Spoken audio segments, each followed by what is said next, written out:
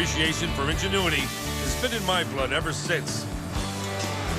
Now I travel all over this country, searching for what Americans make great. And you know what? I find it everywhere. So sit back and relax, because we've got it made in America.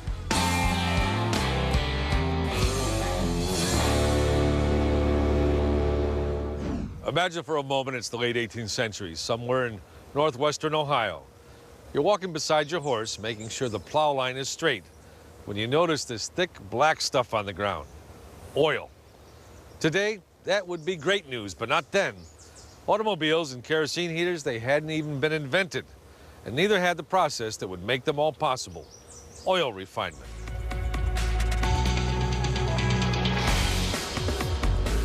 Anyone who ever saw the Beverly Hillbillies knows that up through the ground comes bubbling crude, AKA black gold and Texas tea. There's a lot of it underground and undersea, which is a good thing because the world's economies depend on it. But of course, turning potential energy into usable energy requires processing. Crude oil's hydrocarbons and other organic compounds have to be broken down and turned into fuels and gasolines at refineries like this one owned by Marathon Petroleum Company in Garyville, Louisiana.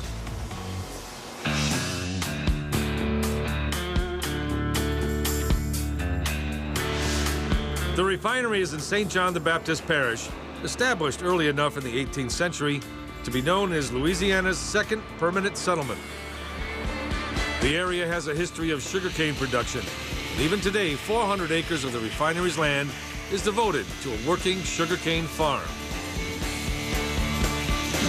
Gary Heminger is president of Marathon Petroleum, a subsidiary of Marathon Oil Corporation. This originally was a sugarcane plantation. Dating back to the mid-1800s, this plantation house was the working house for the entire plantation. Was the cane where the refinery is now? Right. In fact, you can see sugar cane surrounding the entire refinery. Marathon's very proud of this plantation home. It really is part of the culture of the employees and all the community. We really look after this plantation home. Late in the 19th century, America's center of crude oil production was northwestern Ohio, which was where, in 1887, businessman Henry M. Ernst founded the Ohio Oil Company. By 1930, the Ohio was doing well enough to buy Transcontinental Oil and its Marathon brand. Under the new ownership, Marathon took off and kept going. And in 1962, the company decided to rebrand as Marathon Oil. Garyville is Marathon's biggest facility, processing more than 250,000 barrels of crude a day. But that's not enough to keep up with the demand, which is increasing worldwide as both China and India have become industrial powerhouses. No wonder Marathon is building another refinery right next door. We have gasoline, distillate, jet fuel, propylene, asphalt, petroleum coke. Sure. And then we have many different grades of those products as well. Can we get some jet fuel for the motorhomes? Because, you know, traffic being what it is, it'd be nice to kind of... We can take care of that this afternoon. Oh, okay, we'll see. Considering what's being made here, at first glance it may seem a little strange that the preferred mode of transport makes the refinery look like a college campus. But then consider what would happen if an out-of-control car, or even the sparks from a dragging muffler, met up with a tank holding 500,000 barrels of fuel. Everyone has to wear flame-retardant coveralls and hard hats with sensors to detect hazardous gases, like the kind my mom used to use when Uncle Stosh came to visit. Refining begins at the dock, just next door on the banks of the mighty Mississippi. This is where oil is delivered by ship and where it ends up after being pumped out of the Gulf by the Louisiana Offshore Oil Port. The pipes that carry all that raw crude range from 2 inches to 48 inches in diameter. They may look like a labyrinth, but in time the kerosene, diesel, and varying grades of gasoline made from the crude will each find their appropriate home. First step is to extract salt and dirt from the crude. That's done by adding water to it in something called a desalter vessel. The salt dissolves and, of course, the oil floats to the top.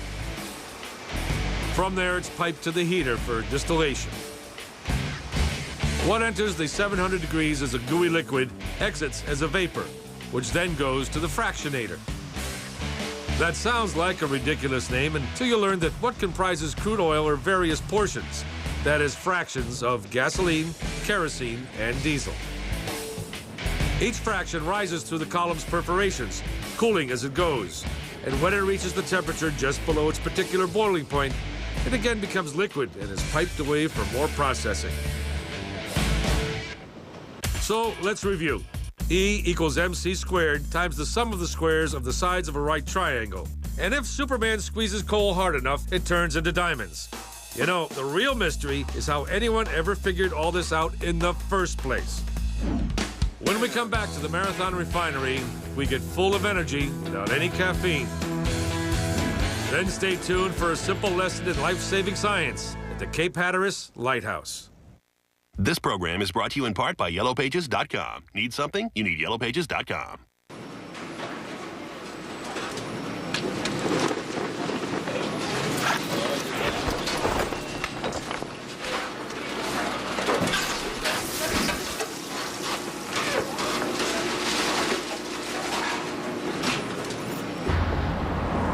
Need something? To find it locally, you need YellowPages.com, featuring interactive maps and directions and user reviews. You could even use it on your cell phone. YellowPages.com. We wrote the book on local search. Mountain biking in California, $90. He's stuck on the title. Rookie. Sailing in Florida, $120.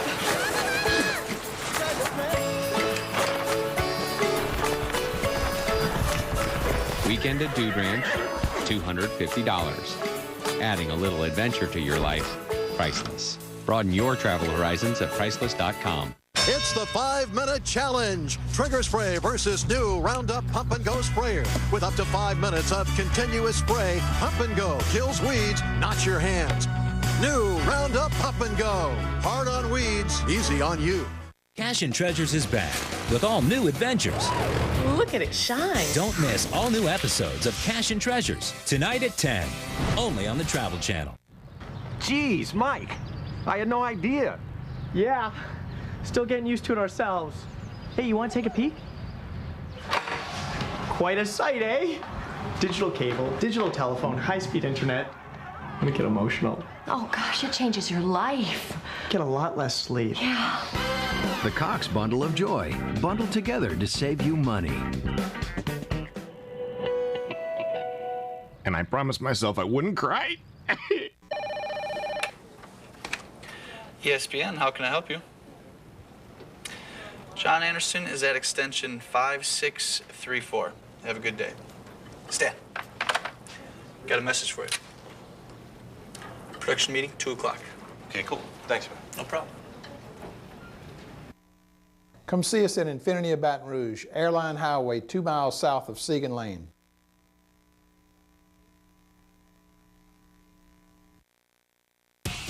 Welcome back to the Marathon Petroleum Refinery, where a barrel of oil does more fun things than a barrel of monkeys. Naturally, the whole operation has to be monitored on a second-by-second basis. The nerve center looks a lot like a teenage boy's bedroom. Rich Bedell is refinery manager. This is the nerve center of the refinery. All these guys are controlling the temperatures and pressures. Well, this guy's asleep, though. No, he's not. He just looks that way. Oh, okay. Keezy Lambremont is a control board operator. This unit is taking bottom of the barrel asphalt and pitch as a feedstock, and we're sending it through a process where we're cracking it, which makes coke and C3, C4. So we're taking stuff that would normally be used as bunker fuel or something like that, and we're making feedstock products out of it. Not going to give that back to me in English? We're making gasoline. Yes, okay, thanks, Keith. Oof, I got it now. Imagine the surprise of refineries when they discovered that the black stuff bubbling from the ground would yield so many useful products. For instance, paved streets. Now, when you say asphalt, I'm thinking of the stuff that is on the roads, right? That's right. We take the asphalt and we sell it to the guys who make the roads. They put the gravel in it, and they put the thing, and they spread it out on the roads. Yeah, so that's the bottom of the barrel. That's right. And so what's the top of the barrel? Butane, and propane, the light stuff like that. No kidding. And everything in between? How many things in between? Well, gasoline, there's diesel fuel and jet fuel. Now, how do you know all this stuff, Rich? Well, I've been around about 30 years. You read a book once? Yeah, I read a book or two on it. After distillation, refiners subject the heaviest parts of the crude to temperatures of 1,000 degrees, which has the effect of yielding more fuel. The process is called cracking. This is a cat cracker. This takes a material that's heavier than diesel and lighter than asphalt that isn't worth much at all, and we take it and we crack those molecules into gasoline and diesel fuel. And the molecules called cats? No, cat is short for catalytic. So it's a fluid catalytic cracker. We call it a cat cracker. No cats, no dogs involved. Zeolite clay is the catalyst powder used to increase the amount of gasoline from each barrel of crude by as much as 100%. Now that's a catalyst. What's left after the useful liquids and gases are gone is a substance called petroleum coke. And refiners have ways to make even that useful. This is all from barrels. That's from barrels. We make 2,500 tons of this a day, and we run about 250,000 barrels of crude a day, and that makes about 7 million gallons of gasoline a day. The gasoline then has to be cleaned in a process called treatment. And we're right in the middle of one of our gasoline units. Takes sulfur out of gasoline here. Makes a cleaner burning fuel, a lot less pollution. You want to take a look at what a sample of gasoline looks like? We can draw some here. Well, that's kind of like being a winery, a vineyard. Yeah, it's kind of a distillery, but it's a refinery.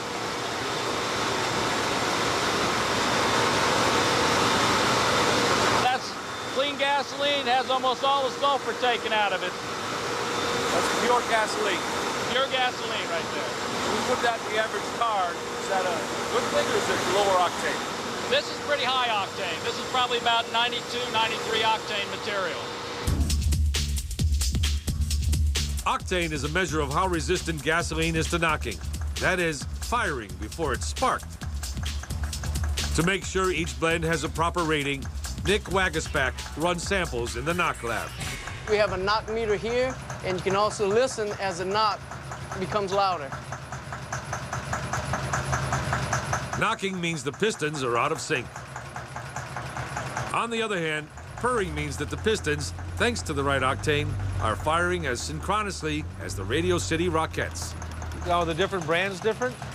Basically, gasoline in a nutshell is gasoline. You do have different additive packages per company. Now, which gasoline would you recommend? Don't just kind of tell us over here.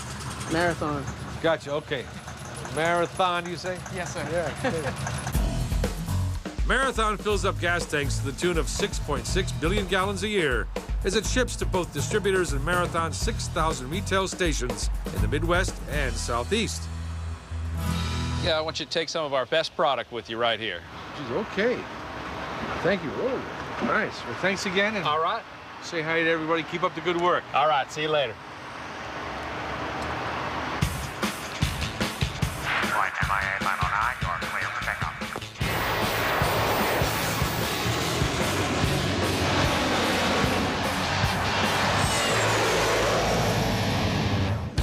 Coming up on Made in America, the government says, let there be light at the Cape Hatteras Lighthouse. We have burger overload on Union.